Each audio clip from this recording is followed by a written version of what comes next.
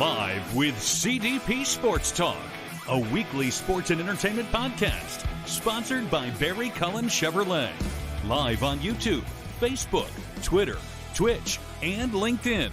And on audio via Apple Podcast, Google Podcast, Spotify, Anchor FM, iHeartRadio, Amazon Music, Radio Public, and TuneIn.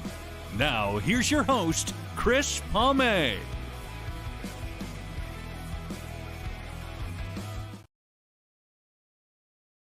Good evening, everybody. Welcome to part 2 of Live with CDP Sports Talk, Season 6, Episode 15, tonight on this Friday, June 16th, 2023.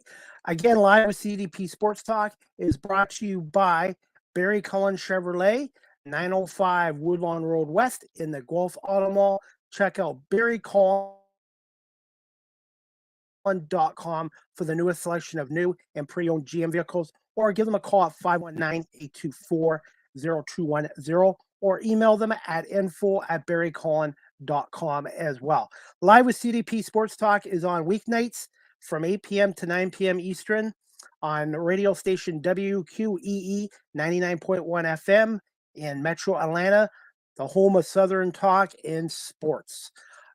Good evening, everybody. I hope everyone's doing well, and I'm looking forward to my guest tonight. Her name is Courtney Mendenhall, and she is a staff writer now with the Virginia Gazette, and she's also a podcast host of her own show called The Dream Mate, and she's a doctoral student as well in South Boston, Virginia, I believe. So just bear with me, and I'm going to bring on Courtney Mendenhall. Good evening, Courtney. How are you? Hey, Chris. Thank you for having me. I'm doing well. Well, thank you so much for coming on. I really appreciate it. It's no problem at all. Anything I can do to help. Congratulations on your new job with the Virginia Gazette as a staff writer. How did that come about? Well, first, not to sound mean, but it's actually the Gazette-Virginia. That's the name of the newspaper. Gazette. It's okay. Yeah, so it's Okay, all right. Gazette. I've been freelancing for them for a couple of months now because my hometown is Danville. I'm not from South Boston, but South Boston is like 30 minutes from Danville. So with that being said, like I said, I just did some freelancing for a couple of months, and then there was a full-time position, and I applied for it, and here we are now. So I'm actually covering Halifax Town and South Boston Town Council meetings and local government, and then also writing feature stories and event stories about things that's going on in the area. And like I said, this is my first week, so I'm definitely loving it so far. Got my press badge, got some business cards, and it's just everybody's just welcome me with opening arms. So I'm definitely thankful for this. I don't think that it's fully sunk in yet, but it'll definitely hit me one day. I'm like laying in bed at night like, oh my God, I'm actually a writer for a newspaper. And you used the word freelance. That's what I've been doing the last couple of years as well. Because anytime you start a new career, and in my case, Courtney, I'm doing it the hard way. I do have a college degree in law and security, but for me to get into media radio, I'm kind of doing it the old-fashioned, self-taught way and stuff like that as well. And you got to pay your dues as well when you start a new career as well. Definitely. And, I won't say I did it the old-fashioned way, but my undergraduate degree is in journalism. So I got those experiences in college. And, my teachers definitely prepared me for what I'm doing right now, because I feel like it's changed so much, and I feel like I had to adapt to it. Anybody can put out a blog or a podcast now. It's so vast, and you have to find what makes you stand out from other people. So that's what I would say about it, as far as myself. And, I just enjoy doing it. And, like I said, I'm glad to be on the show with you today.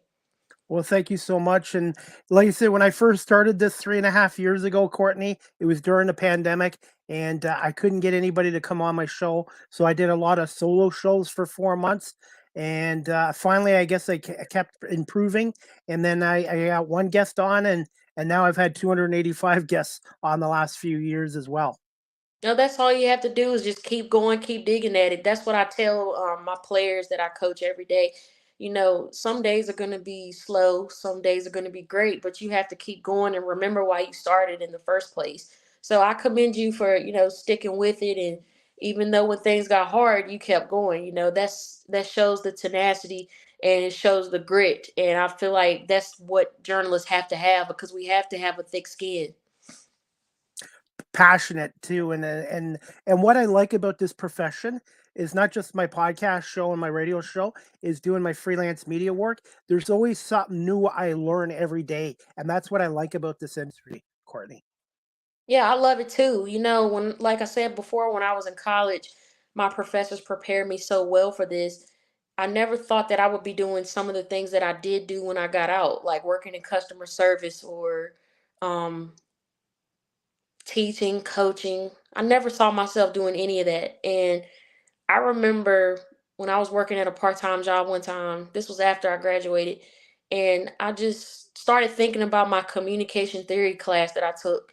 And we learned about the different ways that people communicate across different demographics and how you can effectively communicate to solve problems. And I'm just like, maybe I just need to go back in my mind and just remember what I did from that class and what I learned from that class and just use it. And once I started doing that, it's just like everything started to make sense. You know, um, as you mentioned, you've been doing freelance work, and I know what it's like with freelancing. It's tough. You have to continue doing that as well to get your foot in the door. And it's not for everybody. That's what I've learned. And I thought it wasn't for me at some points because I wasn't seeing anything come out of it. And I'm just like, man, I'm putting in all this work. What's going on? And it finally hit me one day. It's like, what did you want to do when you first started going to school for journalism? And I wanted to be a writer. But since that moment, I started trailing off into different things like a radio host, a TV reporter, a sideline reporter, an anchor. And I'm like, no, that's not what I wanted to do. I wanted to write. I wanted to share my ideas and thoughts with other people. So once I started focusing on that again, things started opening up, and this is where I'm at right now. And the thing I wanted to say about freelancing is that it's a good start for people to, get a feel for it, to see if they like it or not. And, you can always do it whenever you want to. You can do it when you get off work, you can do it before you go to work, and it's just very flexible. So I definitely recommend young professionals out there to find freelance work if they can, because it definitely helps.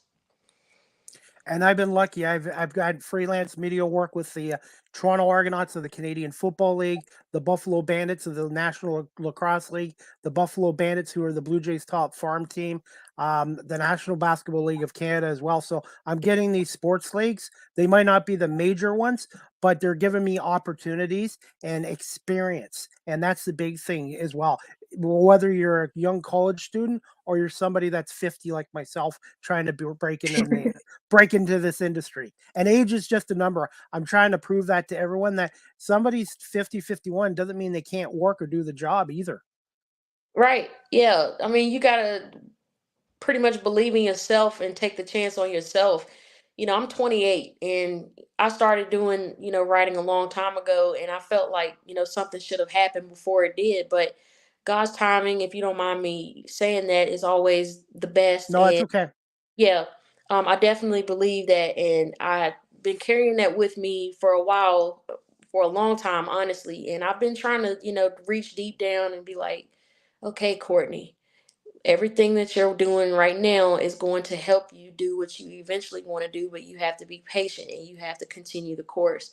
And even the other small jobs I've had, like working in fast food or customer service, all of that helped me with my career and mental health, and it helped me with my journalism stuff. So it's not like anything is just a waste or I'm just wasting my time somewhere. You know what I'm saying? Absolutely. And Courtney, my last career I did for 23 and a half years. Um, I I I had to leave it because I wasn't happy there anymore. But I don't think I would have been ready to do this podcasting 10 years, 20 years ago, because my other career, I had to do with a lot of public, different types of customers. I had to do interviews with people. And I think my former profession, in a way, has prepared me for a new career in podcasting and radio. Definitely. You have to have communication skills no matter what area you go in, whether it's teaching, whether it's healthcare, law enforcement. You have to know how to talk to people and listen effectively. And, I'm glad that you finally found something that you enjoy because, it doesn't feel like work to you. And it's something that you can continue to grow and have fun with. So kudos to you for taking that leap of faith because that's not an easy thing to do. No, it's not. And like I said, I'm taking one day at a time as well. Now, Courtney, since I have you on here, I am learning how to do digital writing. Do you have any advice, not just for myself, but for people watching this or listening that want to get into blogging, or I call it digital writing? Okay. Well, I'll start from my first experiences. Now, when I first began writing, I did print.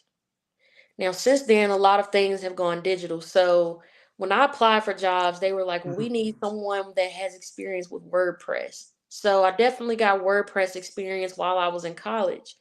And I told myself, man, I just want to stick to being in print. I don't want to do digital media because I love being able to hold something and look at it, and technology is not involved. But unfortunately we can't do that nowadays because everything is technology based. So some tips I would have would be to do your homework and research and really study of what your audience likes excuse me, and what they the topics that they want to hear and read about, because you know there are a lot of times where media outlets try to break a story and they're trying to be the first one to put it out there so they can beat such and such to breaking news. Like if a player gets hurt, it's going to show up on ESPN, it's going to show up on Fox Sports. And if you pay attention to the different types of ways that they deliver it, some of them have different details than others. So with that being said, you really have to know your audience and know how to break the news, or how to put it across as something that's interesting, that's different from what everybody else is doing, because you have to have your own style and your own, little thing. And I think digital media is very important, and it's very convenient because, you know, um, you don't have like a bunch of papers flying around. But I actually enjoyed that, when I was in newspapers. So that's what I would say about digital media. Yeah, and I do use WordPress, and Hmm. I've done about 115 articles so far. I still want to improve on my digital writing skills. One thing I wanted to ask you about, I'm an old timer, being 50, by the way. I remember the newspaper industry growing up in the late 70s, 80s, and 90s. Look at how much the newspaper industry has shrunk in the last 10 years in the States and in Canada. Definitely. And it's funny because most newspapers, they do have their print, but then they have their online website where you can just click on the articles, and then sometimes you have to pay to read. You might not have but what, 5 times a month to read before you have to start paying for it. So, with the regular newspaper, you can just pick that up whenever. But it's different now and everything is changing, and I think that, journalism is a little tricky to get into once you like try to get your foot in the door, but once you're in there, you're in there. Absolutely. And hey, who would have thought 3.5 years ago my podcast would be on a radio station in Georgia doing it from Canada? That's amazing. I mean, you just, like you said, you got to keep working, you got to keep going, and you never know who's watching you. And that's something that I always thought about, growing up, because my mom, encouraged me to pursue my aspirations and passions and dreams. And she was like, Courtney, you're you have a light in you. And I didn't quite understand what she was saying at first, and I'm just like, I'm not trying to focus on being a light, I just want to do the things I love. So once I started to put it into perspective as I got older, I'm like, okay, now I see what she means. Like, um it's not, at the end of the day, I'm still serving people and helping people because I love to help people. But, sometimes people get into certain things like journalism for the glitz and glamour of it. But I had to sit back and really think, like, what was the main reason I wanted to get into it? And once I began to express that it's like everything started to make sense and stuff just took off. So, that's a part of your story too. You started off very small, and you barely, I won't say it in that way, but you barely had guests, and now you're, publicized in one of the major cities in this entire country, in the United States. So you definitely deserve it. You kept working, and you're working hard. And blocking out the naysayers too. Everybody in a new career is going to get haters or naysayers or skeptics and or rejections. I don't call them failures or even rejections. I just use it as motivation to improve and to keep going forward, because it's not just me. A lot of people that are going into new careers are going to face that at some point. hmm I actually just made a post on my Facebook about me getting my new position. And I was telling people, no matter how many rejections I received, and I actually refer to them as rejections, I kept writing anyway. Because the thing is, not trying to toot my own horn, but I know I'm a great writer.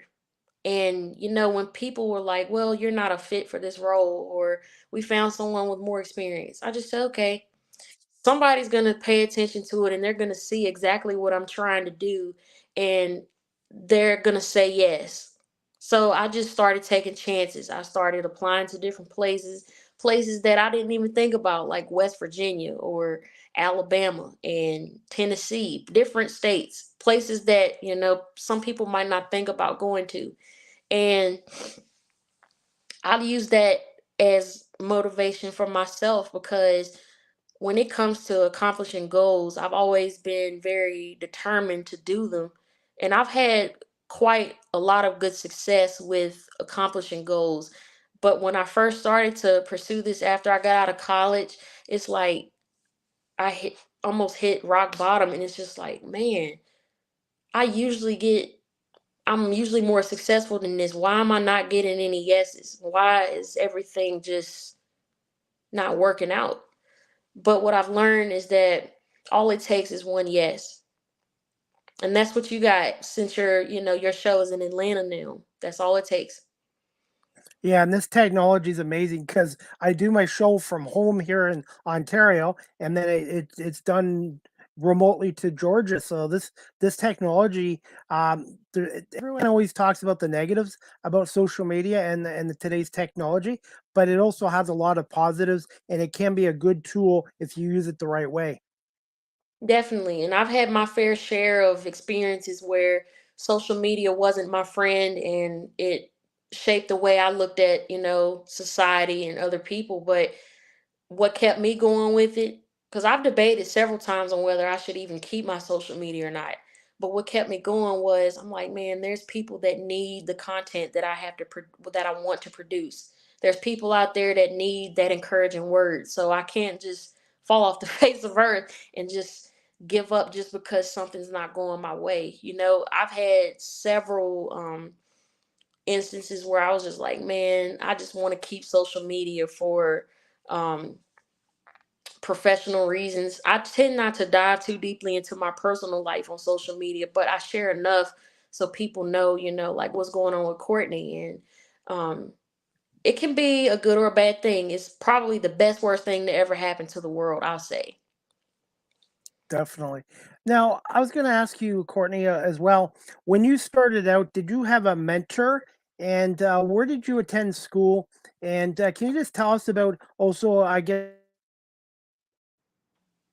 you're looking to pursue a career in sports administration as well? Yes, so I went to Radford University. It's in Southwest Virginia. It's about 15 minutes from Virginia Tech. I'm sure you're familiar with Virginia Tech. And Radford is a Yes. small, yes, Radford is a small D1 school. We didn't have a football team, so we have major sports like men's basketball, women's basketball, volleyball, softball, baseball, things like that. And starting off, I won't say I really had a mentor, but I had people that I looked up to. I definitely got feedback a lot from my professors, and they were, I won't say tough on me, but they expected a lot out of me. So I definitely took that and used it. And then I started with the radio my freshman year, and well, the internet radio, and the general manager, well, the girl that was the general manager while I was a freshman, I looked up to her because she, had been doing the radio for a while, and she had internship experience. And, she told me I was nervous when I first started radio too, because I remember my first day going into the radio station and I was shaking and I was forgetting things. And I'm like, what's going on with me? But then once I really got comfortable with speaking on air, it was just like, man, like I love this. And Radford definitely prepared me for, everything that I'm doing right now. I learned a lot of things, not even things about journalism, that are helping me at this very moment. And I want to say shout out to Radford because they're constantly growing and they have a great reputation, regardless of what people say about it being a party school. You don't have to you don't have to necessarily do that if you go to a school that they say is a party school, but it's a great place to be. So um pursuing my other degrees, my master's degree is in coaching and sports administration. I started doing that like right before the pandemic hit. In June 2020 I was online, and I was coaching at a college, and I just decided, I could get my master's in sports administration and use my journalism background and become a sports information director or media relations and work with the team. So that's what I was looking at. And then I started, loving the coaching thing because I started coaching right out of college. And I'm just like, you know what? I can see myself doing this for quite a while. And I just wanted to stick with it. So I started doing very well in my classes, and something hit me one day, and somebody asked me, had I ever thought about, you know, um, becoming a teacher? And I'm like, no. I said, because when I was an athlete, I said that I would never become a coach. I said, I don't even want to do that because I know what they have to go through. But like I said, I was prepared for it. So, um, I began my doctorate program, and I'm at St. Thomas University. That's in Miami Gardens, Florida. I'm doing that online, and I'm almost done. I'll be done with my dissertation in May 2025. So I have a couple more semesters left, and I'm getting my doctorate of business administration, and the concentration is sports administration. And my academic advisor was telling me the importance of publishing material and content in order to become a professor. And, doing things like, coming on your show and speaking with students at different colleges have helped me a lot because I can share my research and I can share my insight on how to reach the students and help them succeed in the field that they want to get into. Awesome. Now, Courtney, or what I was going to say, how important is internship and volunteering into your career and in getting into the media journalism careers as well? Well, that's how I got started with coaching. Well, I won't say I started off volunteering coaching. My first coaching position was at my former high school, and that was a paid position, but it was seasonal because it was only from like um March to May, but we had conditioning and practice before then. But anyway, um I have volunteered and done some things and freelance, and sometimes that was just the risk I had to take. My second year of coaching, I traveled an hour every day to and from um, to the school to coach the girls for that softball team, and I'm just like, man, I'm putting wear and tear on my car. Um, I'm, you know, taking this risk of working part time when I could be working full time. But that was the risk I wanted to take because I was in school and I was pursuing this field. But when I look back on it, I really don't see that, anything was hurt. I think that paid and volunteer work is very important. Excuse me, unpaid and volunteer work is very important. But you have to be very smart because you need to take care of yourself as well. So if you can afford to do it, as my dad would say, to work unpaid or volunteer, do it. Get you a day job. And then if you have the evening off, work your volunteer or your intern stuff when you get off work. That way you're not interfering with what you need to have to take care of yourself. That's great advice, and that's what I've been doing as well. One thing, Courtney, what is the biggest satisfaction of coaching? What do you enjoy the most about it, and what gives you the most satisfaction? I've had different experiences at different places. So my first coaching job, I was at George Washington High School, which is my alma mater. Shout out to class of 2013 because our reunion is next month. But anyway, I had probably a handful of girls that knew how to play, and then the rest of them they didn't know how to play. So I had to step in and be a teacher. I had to be a disciplinarian too. That always comes with it. But it was rewarding to see how some of the girls had grown in the game. They thought that softball was just something you could just go out there and do until I started breaking things down. And they're like, okay, I actually like this. I want to stick with it and I want to get better. So when I got to my second school, the girls all knew how to play, and it was a more competitive district that they played in, so I got to see a lot of different things that I didn't get to see when I was coaching at my first school. And those girls, they were very respectful. They accepted me with open arms. I enjoyed it so much. And then when I was in college, well, when I coached college, um all of those girls were aware of how to play, but the thing that stood out the most to me was that I had girls coming to me that wanted to play for me. They said that. And I was like, well, I don't want you to look at it like you're playing for me because, you know, this might be my team and I'm the head coach, but I want it to be a family type of thing. I don't want to be like a dictator or a person that just has the final say so on everything. But it was very rewarding to see that they wanted to be a part of what I was, being in charge of. And um, to this day, people still call me coach, even when I wasn't coaching. I just recently got back into it. And, I'm just like, man, it's something that stuck with me. And when people call me coach, I'm just like, sometimes when they do it too much. But to be called coach is probably one of the most rewarding things. And the way people say it to you is a great thing. And, you don't want to just be in it because of what it looks like on the outside. But once you really get to know these players and you form a relationship and rapport with them, it's just like it's so rewarding. And I enjoy it so much because they teach me things about myself and I'm constantly learning from them as well. And you were an athlete as well, so you played a number of sports as well, right? I did. I played volleyball and softball. And what did you enjoy the most about being an athlete? uh Probably, let's see, that's a good question. I never thought of that. I would have to say being around my teammates when we had chemistry.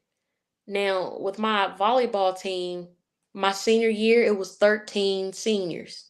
So we grew up together pretty much. And when we would do like rallies, like we would be battling against the other team and we get the point, it's just like an adrenaline rush. And it was just so exciting to just compete with them. And, I decided not to play in college because I wanted to pursue my academics more than I wanted to play sports, even though I wouldn't have necessarily turned it down. But I just felt like it wouldn't have been the same to play with other people because I grew up with that close knit group. It meant something to me, and I wanted to um, continue to show my love for the game and my passion in a different way, and that was by continuing my education. How difficult is it being a student athlete nowadays here in 2023? Well, it's a lot of things that go into it, Chris. We have social media now, so there's a lot of things that can trigger an athlete. With this, not to get off topic, but with the John Morant situation, you have athletes that are in college and high school that go through stuff like that all the time. And, they have to constantly market themselves to make sure that they get playing opportunities or scholarships from places. And it's just so tough because there's so much peer pressure out there. And, with me working in mental health, I understand that, everybody wants a sense of belonging, but you really have to be smart and careful about what you put on social media as a student athlete because it could make or break that scholarship offer that you might, be getting. And when you are a student athlete, student comes first and you're representing that school. So you have to be a role model. And that's just the bottom line. That's the way I look at it. And one other thing I wanted to bring up with you as well, Courtney, is time management as well. Time management is definitely important. I was just talking with a person about this on my podcast. You know, he's a student and he was telling me that working while being a student, you know, he learned time management skills. And I think that time management is an important skill across not just sports, but anything that you might want to pursue. You have to know how to spread your time out. Excuse me. You have to know how to um, prioritize different things, put them where they need to be. And I think that, you know, multitasking is a good thing, but sometimes you have to be careful with that because if you focus too much on one thing and not a other thing, it's no balance. Well said. All right. I have another question for you, Courtney. Um, so I guess you're still new at the Gazette. What is a daily day like as a staff writer with the Gazette? And what have been some of your I shouldn't say favorite, but most memorable stories or interviews you've done so far there? Okay. Well, as a freelancer before I became full time, I would have to say one of my favorite stories was a story that I wrote on an etiquette class. And this woman is actually the leader of an organization that helps young children succeed in all areas outside of the classroom and in the classroom. And I did that story, and it just was great to let the community know that something great was going on. You know, it's a small town, and you know, it's not a lot of attention brought to that place. But the etiquette class was, you know, teaching them skills how to do financial management, how to conduct themselves in job interviews, how to tie, even the men, how to tie a tie, how to tip the waitress, how to do, you know, different things that life skills that you're going to need. I enjoy writing that piece. And I'm actually going to be speaking at a session with that etiquette class for public speaking next month. So I'll definitely keep you in the loop of how that goes. And I'm looking forward to it because I get to reach back and speak to the kids, and I love kids. And as far as a typical day at the Gazette, you know, it's kind of quiet right now because it was my first week. But he told me next week, once things start rolling, you know, I'm going to hit the ground running and he's going to give me some assignments. So I'm ready for it. And I think I'll take it like a champ. It's not your typical 8 to 4 banker's job. It's definitely not. I mean, it's playing phone tag, it's going out to places to take pictures. You have wrecks that happen. Like my coworker went out yesterday and she went to a wreck that was a medical call and she had to go take pictures and it was just a random thing. So you never know what happens. Yeah, it's basically you're on call. I would assume that's how it works.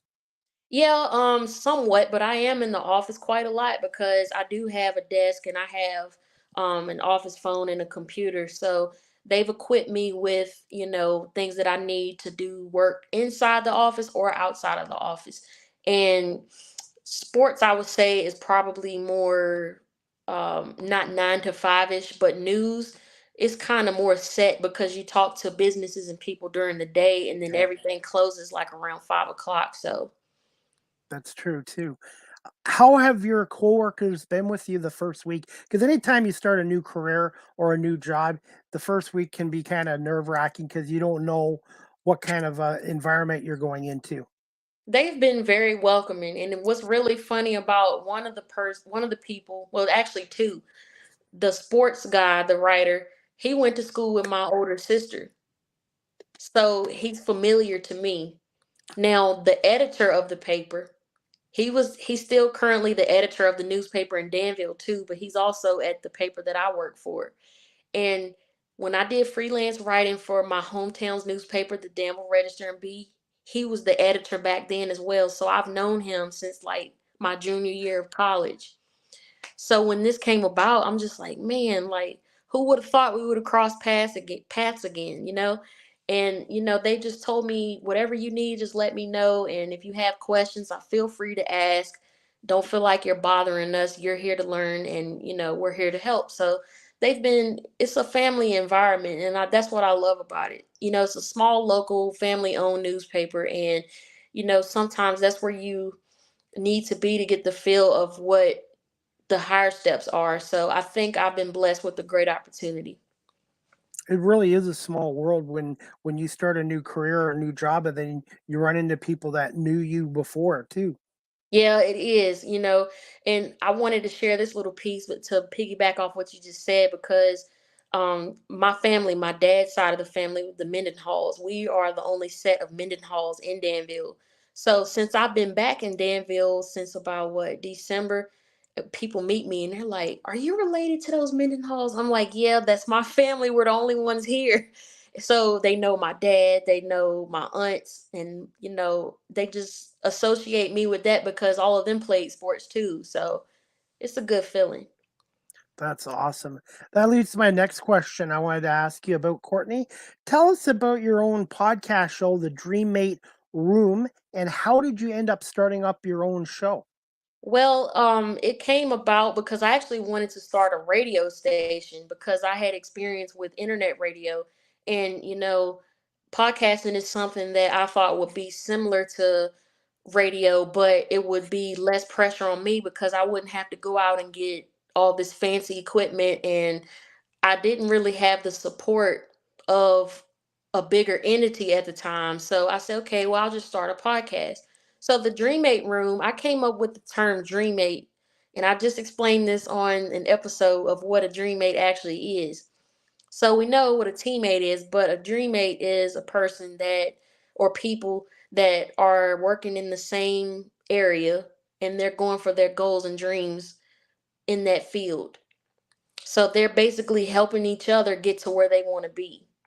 And I don't even know how I came up with that, a Dreammate. It just popped up in my head one day. So the room part is because um when I was younger, I used to be very, I won't say recluse, but I kind of stay very discreet about things. And when I was in my room, I used to just brainstorm and just come up with different, excuse me, ideas for different things I wanted to do as I, got older, and I was planning things and organizing things. So it's like a room where you just hang out and you just vibe and you just talk and enjoy yourself. I started it basically to just get back into broadcasting. But then as I kept doing it, I had some kids that listened to it at my job when I was mentoring at the elementary school, and they said they really liked it. So I was like, you know what? This could be a kid friendly show. It has good content, it's not explicit.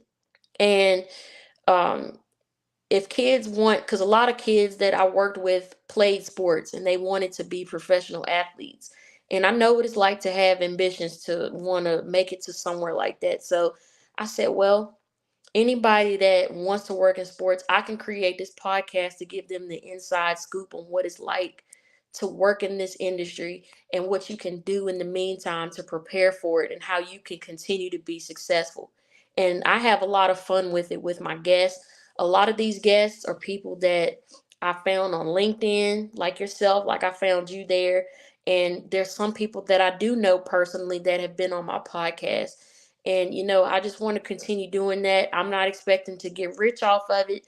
I just want to continue to put my content out there and, just shine a light on the individuals that have done their due diligence, that have been working hard for years, day in and day out.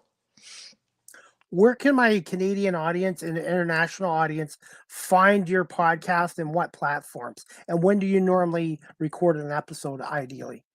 Okay. Well, my podcast episodes come out on Wednesdays, and I will be launching my new episode starting on July 19th, and that's actually a Wednesday. Um, and you can find them on Spotify, and also you can find them on a link that I can give to you that you can, send out. But the app used to be called Anchor FM. I'm not sure if you're familiar with it, but now it's called Spotify for Yes. Oh, podcasters. yes, Yep. yes. Yep. Podcasters. So Yep. Yep, I use that. Spotify Yep. for Go ahead. podcasters. Yeah, so that's where it is. And then I Yep. actually have a link that I can send to you that links it to the shows.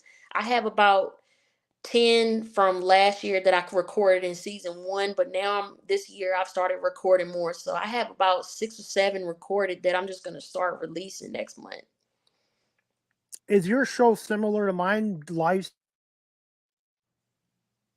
streamed and then downloaded to audio, or is it strictly an audio podcast?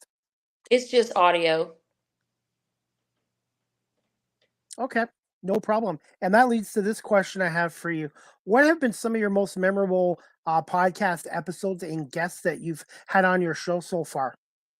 Well, I will have to say I enjoyed every single episode I've done. The ones that were very special to me had to be the one with my dear friend Mike Silsky from the Philadelphia Inquirer.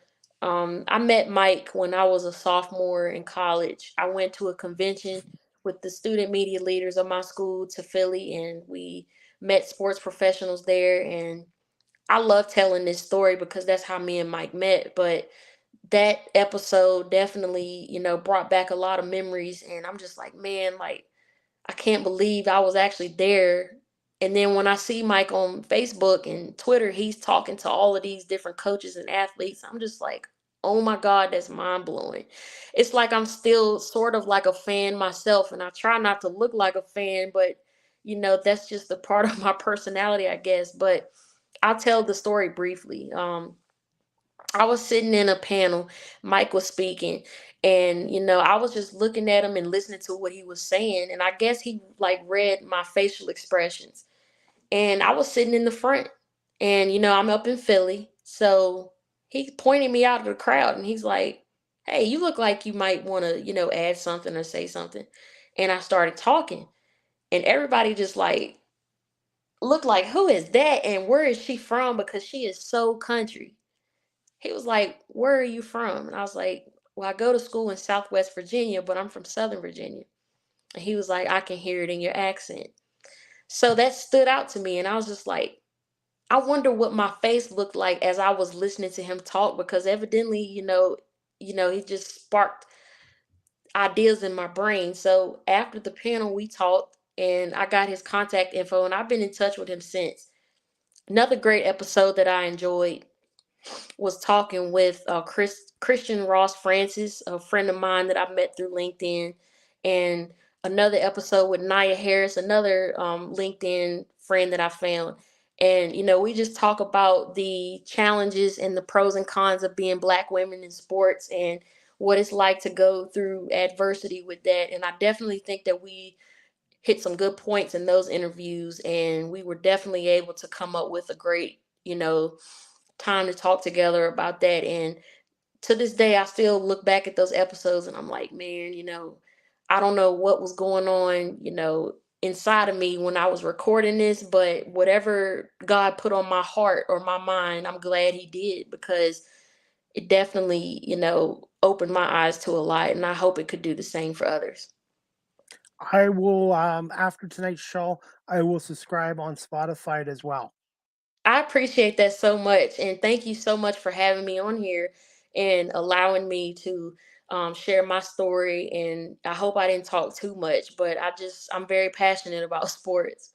So am I. I think we can relate as well. Now, I do have a video clip of you. If that is it okay to play it? It's from the YouTube channel. It's about 40 seconds. Is it okay? What clip is that? That's a good It's question.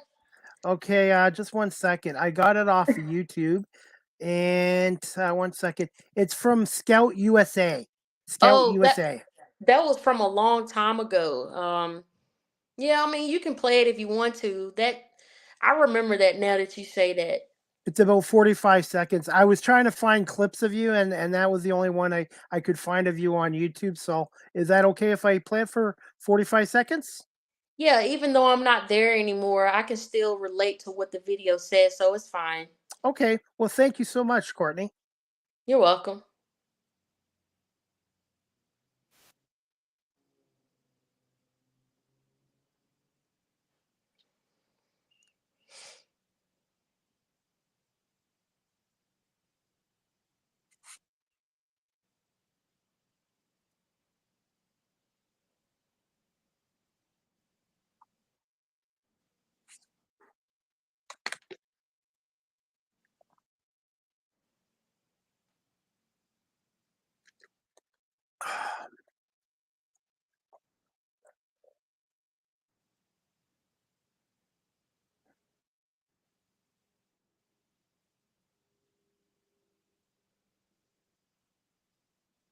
All right.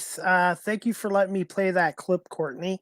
Thoughts on that video, and how did that opportunity come about? Well, I will say this. There's been a lot of things I've been involved with as far as sports goes in the last couple years. Some things really didn't work out to my favor, but the things that I learned at each place, it helped me to where I'm at right now. So I won't say that anything I've done was a waste. I think it was, allowed me to get my feet wet and to see exactly what I wanted to do. My heart has always been in journalism, and that's where I've been, no matter how far away I went from it. So I just decided to continue with it. Okay. Are you okay for three more questions? Are you okay for a few more minutes? Yeah, that's fine. Okay. Can you just tell us about your role as a mental health professional coach? Okay.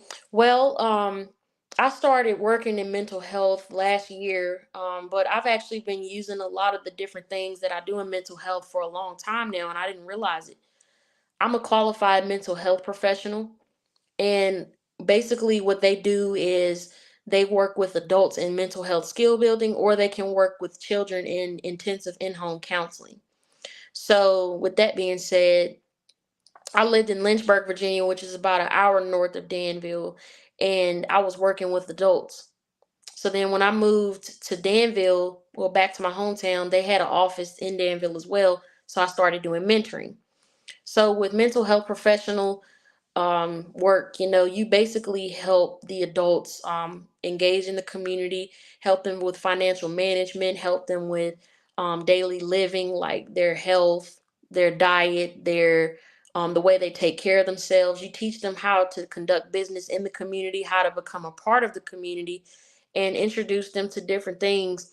If they have health issues, you let them know, like, how their insurance works and what the insurance covers and things like that. So it's very rewarding. It didn't feel like tough work because I had experience with coaching, young females, and it was definitely a way I felt like I could reach back into the community and allow my expertise to make a change. With that being said, I think that being a mental health professional is something that has leveraged my resume a lot, because it's hard and soft skills in mental health. And, sometimes when we're writing our resume, they say, well, you should just put this on your resume. So I actually have that, even though I have a big background in journalism and sports, that I'm a mental health professional, because you can do a lot with that. And nowadays, mental health is so important. I don't know about the states, but I know in Canada they've cut a lot of programs, and I think after the pandemic, I can't speak for the states, but I know in Canada, I think there was more mental health cases after the pandemic, because that was a stressful 2 years across the world.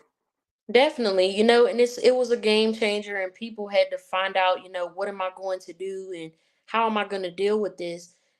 People were losing family members over COVID, and they had to learn how to cope with life, without those people. And some people lost their jobs, and that really probably took a hit on their well-being. So mental health is something that'll, always be around. It's a great industry to be in. It's a lot of work, and it takes a lot of mental and emotional energy to do the job, but it's very rewarding at the end of the day. I had a great time with the people I worked with, and reaching back with the kids, mentoring them. I was able to work at my former elementary school working with kids, and I just had a great time. And, like I said, it was a family environment, and, they just welcomed me with open arms as well. So, working in mental health, I've had people ask me, do you like what you do? And I'm like, yeah. So when I got my full-time position with the newspaper, I was thinking, if I wanted to continue with it. And I said, of course I do, because I actually enjoy doing this, and I never thought I'd be doing it. I just always saw myself as being a journalist. I had to open my horizons a little bit. So it's definitely helpful. And how important, everybody knows about how important communication talking is, but how important is listening skills nowadays too? It's definitely important when working in mental health, because I do a lot of writing with the job I have in mental health. And, you know, that's what my supervisor was telling me one day. She was like, Courtney, your notes are good, but I want you to be more detailed. I want you to communicate effectively, and I want you to paint a picture for us and tell us exactly what's going on with this client. So I thought about it. I said, well, I have to ask my client questions a lot. And it's just like I'm interviewing them, just like I'm a journalist. And then I'm just recording what they say. So I said, okay, I can definitely use this going forward. As a professional, you want to know what you bring to the table. So in my case, I will have communication and media experience and mental health experience. So if I wanted to work for a team one day, I can say that I worked in these two areas and this is my area of expertise.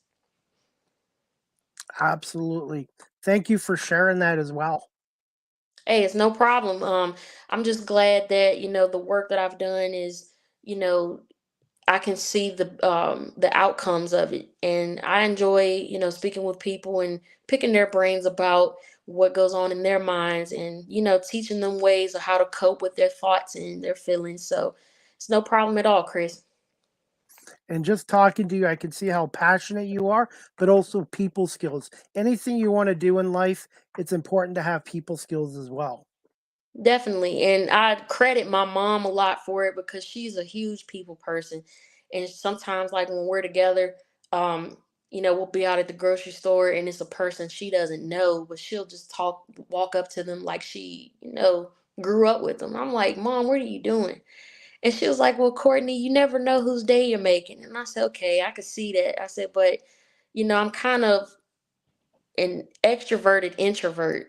I can go days and just be like by myself, and then some days I could just go out and just be around different people. And it's basically it's not tough, but it's like, how could I say it?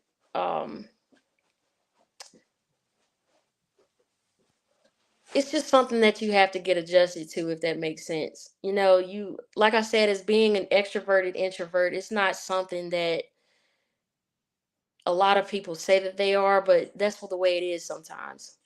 That's the only way I Well, could put it. I know I kind of lost my words really quick, but that's just the way I see it. well, believe it or not, when I was younger, um, I didn't talk until I was 4 years old. And when I was in school, in elementary school, high school, I hated public speaking. I wanted to avoid the spotlight. And now, being 50, 51, I seem to love it. I guess I've changed over the years. Yeah, I actually used to get marks on my progress reports that I talked too much in class. And then when I got older and went to college, I was too quiet and I didn't participate in, class sometimes.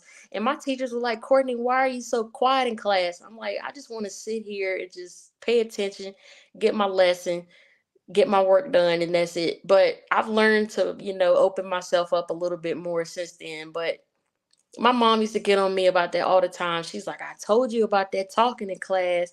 And then once I finally learned to stop doing it, I just became very quiet. Definitely. We're going to wrap it up with two quick questions for you, Courtney. What are some fun facts about you? And who are some of your favorite sports teams and professional athletes? One fun fact about me is that I can play the violin, and I played from 6th to 12th grade. I was a second violinist, and we won superior rating awards every year. And it was just amazing. My teachers were great, and I was pretty good at it too. And I enjoyed the Christmas concerts and playing Christmas music. As far as my favorite athletes and teams go, I would have to say, of course, the Pittsburgh Steelers is my favorite football team. I'm a huge West Virginia fan for men's basketball and football. And my favorite athletes, my favorite baseball player is retired now, Jose Reyes. They used to play for the Mets. Hmm. And my favorite football player of all time was Troy Polamalu. He's retired. Good All of my choice. Good choice. favorite. Good choice. And then my favorite basketball player is Chris Paul. Um, let's see, what other thing did I forget? You said favorite teams and athletes, right? Yeah. Okay, yeah, that's about it. As far as like female athletes, definitely follow Candace Parker, Serena and Venus. Who else? Let's see. Skylar Diggins, um, Maya Moore. Definitely followed all of them, and I love watching them because they're great competitors. Okay. And I'm gonna wrap this up. And by the way, I'm a huge Philadelphia Eagles fan, so you're gonna boo me. But Listen, I just love the Philadelphia Eagles, and I'm a big hockey fan, the Detroit Red Wings, Tigers, and Pistons as well. So and lacrosse. So I follow about 7 or 8 sports. But yeah, I think your Pittsburgh Steelers are going to be much improved this year. I hope so because they've been stressing me out. I was just telling somebody I'm 14 to 15 years deep into this thing with the Steelers, and they make me so mad sometimes. But no matter what happens, I continue to come back to watch them every Sunday. So it's Well, it's the Eagles. They should have won the Super Bowl last year, and it's like, but you got to stick with your team, win or lose. Good times and bad times. definitely. All right, the last question before I wrap this up. What advice would you give to somebody who's watching or listening to our episode who's looking to pursue a career in the media industry, journalism, or even sports administration as well? I would have to say for someone to definitely find a mentor that they can look up to that will show them the different areas of sports and help them understand that there's many different ways to get to a destination when you work in sports. Not two people won't have the same journey. Everybody might not start off as a student. They might start off as an intern and then they decide to go back to school and pursue it. So you just definitely have to think about things like that. And I would have to say finding out what you want to do is also key because there were plenty of times that, I didn't know exactly what I wanted to do because, every time I tried something, it didn't work. So you have to find what works for you and you have to figure out what is it that you want to do or what you want to accomplish. And with me, that's creating content and writing. And, being a natural public speaker and a person that loves to communicate, I just feel that, I can never be too good to go back and brush up some of my skills or learn more about doing it because that's just the way I want to be. I want to constantly get better. Definitely make wise choices financially because when you're starting off with a dream and you're trying to pursue something, you might say, hey, I want to invest a certain amount of money on this right here. But is this the right thing that I need to do right now? What exactly do I need to do that can set me up for something, that's better in the long run? Okay, and where can my audience find and follow you on social media? My Instagram is pretty scarce, but my Instagram is at Courtney Janae underscore. Janae is spelled kind of weird, so I'll say the spelling of it is Jhynai. So that's at Courtney Janae underscore. On Twitter, I think that's about the same. My name on Facebook is Courtney J. Mendenhall. And I think those are pretty much the only ones I have. Plus, I do have a link tree that's located under my name, under my LinkedIn profile. And I see you added that in there. Absolutely, and I'm gonna have to look for you on Facebook as well. Yeah, you had me on Facebook already. Oh, okay. Me Yeah. bad. My my long-term memory is good, but my short-term memory I gotta work on as well. Oh, it's okay. But thank you for having me on today. And I really enjoyed it. It was a fun time. Well, thank you. If you can give me a little bit of time tonight, I will have this show downloaded to audio, and I will send you a copy of the video off of YouTube and the audio as well. And Courtney, I was going to say thank you again so much for coming on. And where again can my audience find you on your newspaper endeavors, the website for your as well? Okay. The newspaper can be found on www.yourgv.com. GV stands for Gazette-Virginia. So it's www.yourgv.com. Okay, that's great. And I was going to say, continued success in your career. And Courtney, hopefully we'll keep in touch with you on social media. And maybe again, we'll have you back on again on my show as a future guest as well. I really appreciate you coming on my 290th episode today of Live with CDP Sports Talk. Thank you for having me. It was a lot of fun. So let's stay in touch and you keep pursuing your goals as well and just keep working and you'll get to where you want to be. Thank you. And when our show airs on radio, WQEE 99.1 FM, I will send you the link and you'll be able to listen to it there as well. All right. Sounds like a plan. Okay, Courtney, have a great evening. Have a great weekend. And we'll talk to you soon on social media. All right. You do the same, Chris. Thanks. Thank you, Courtney. Bye. That was Courtney Mendenhall. She is a staff writer with the Virginia Gazette, and she's also the podcast host of the Dreammate Room Sports as well. And she's a doctoral student as well. So I hope you enjoyed season 6, episode 15 with Courtney Mendenhall. And you can follow her on Linktree, and you can also follow her on Instagram, and she's also on Facebook as well. Before we wrap up this podcast show, guys, this is my second one today. The next live with CDP Sports Talk will be Wednesday, June 21st. That's Wednesday, June 21st, 3 p.m. Eastern, with my guest, Mike Farwell, the longtime host of the Mike Farwell Show on City News 570 in Kitchener. He's also the longtime play-by-play voice on radio of the Kitchener Rangers, and he also does some charity work called Farwell for Hire as well for cystic fibrosis. So we're going to be talking to Mike about that as well. So I hope you guys could tune in for season 6, episode 16 on Wednesday, June 21st, 3 p.m. with Mike Farwell again from City News 570 in Kitchener, Ontario as well. The Grey Cup champion Toronto Argonauts will open up the regular season at BMO Field on Sunday, June 18th, 7 p.m. Eastern against the Hamilton Tiger Cats. And if you'd like to go down to a game there, you can purchase tickets at argonauts.ca. And if you're unfortunately unable to come, you can watch the game on TSN or listen to it on TSN 1050 AM with Mike Hogan and their new color analyst, Ben Grant. Congratulations to my friend Ben Grant, the host of the X's and O's Argos podcast, for being named the new color analyst for the Toronto Argonauts this year, along with Mike Hogan as well. As always, guys, live with CDP Sports Talk, a weekly sports and entertainment talk show hosted by Chris Pame. Myself is on weeknights at 8 p.m. on WQEE 99.1 FM, the key, the home of Southern sports and talk, the heartbeat of Atlanta.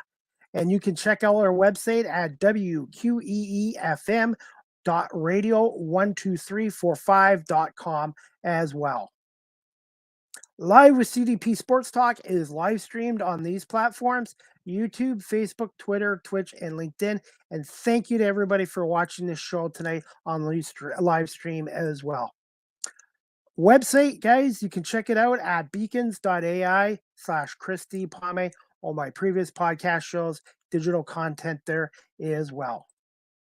Live with CDP Sports Talk is sponsored by Barry Cullen Chevrolet at 905 Woodlawn Road West in the Guelph Auto Mall. Check out barrycullen.com for the newest selection of new and pre-owned GM vehicles. And also, guys, you can spring into summer at Barry Cullen Chevrolet. 3.99% financing for up to 60 months on select 2023 SUVs such as the Blazer, Traverse, and the Equinox. And eligible Costco members are eligible for a $750 bonus as well. So check out barrycullen.com for that information as well. You can follow me on TikTok at Live with CDP. StreamYard is the official live stream provider of Live with CDP Sports Talk. If you're into webinars or podcasting, check out StreamYard.com as well.